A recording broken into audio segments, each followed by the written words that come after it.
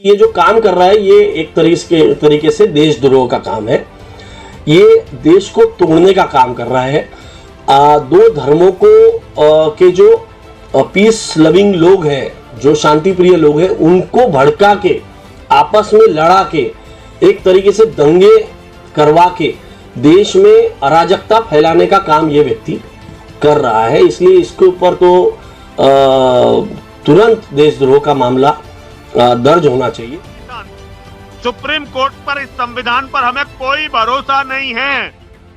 ये संविधान हिंदुओं को खा जाएगा, 100 करोड़ हिंदुओं को खा जाएगा। इस संविधान पे विश्वास करने वाले सारे लोग मारे जाएंगे। जो इस सिस्टम पर, इन नेताओं पर, इस सुप्रीम कोर्ट पर, इस पुलिस पर, इस फौज पर भरोसा कर रहे हैं, वो सारे लोग कुत्ते की मौत मरने वाले हैं। यति नरसिंहन के ऐसे कई वीडियोस इसके पहले भी वायरल हो चुके हैं और अभी लेटेस्ट वीडियो आपने जो देखा, इसमें ये साफ साफ कह रहा है कि देश के संविधान को मानने वाले, देश के सुप्रीम कोर्ट को मानने वाले, देश की फौज को, देश की पुलिस को और देश के सिस्टम को मानने वाले कुत्ते की मौत मरेंगे। नागपुर शहर की जानी मानी शख्सियत एडवोकेट अक्षय समर्थ से सवाल करते हैं इस बारे में कि क्या कहना है इनका, क्या विचार है इनके इस बारे।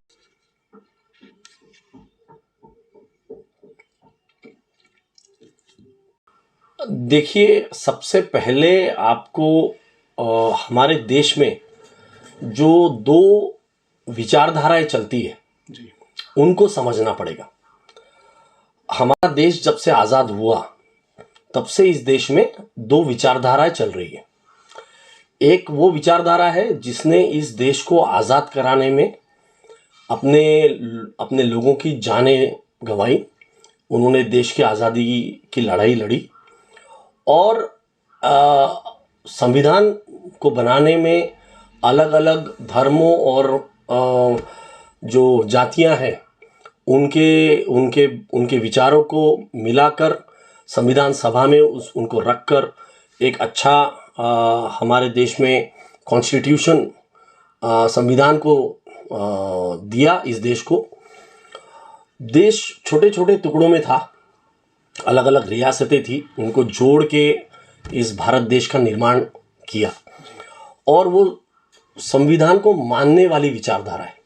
एक वो विचारधारा है। दूसरी एक आरएसएस वाली विचारधारा है जो संविधान के जगह पे उनका जो डॉक्यूमेंट है वो है मनुस्मृति।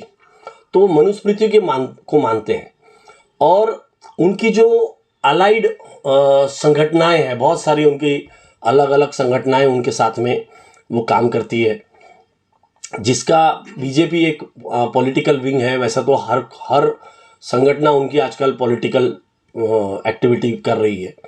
बोलते हैं ये कि खुद को कि वो एक सांस्कृतिक काम करते हैं, परंतु हर संगठन अभी पॉलिटिकल काम कर रही है।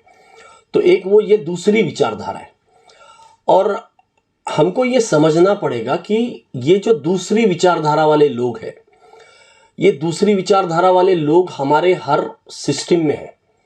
हमारे ब्यूरोक्रेसी में ये लोग हैं, हमारे जुडिशरी में ये लोग हैं, हमारे पुलिस में ये लोग हैं। दूसरी विचारधारा वाले लोग हमारे पॉलिटिकल सिस्टम में है, हमारे ब्यूरोक्रेटिक सिस्टम में है, हमारे जुडिशियल सिस्टम में है, हमारे पॉलिटिकल सिस्टम में है।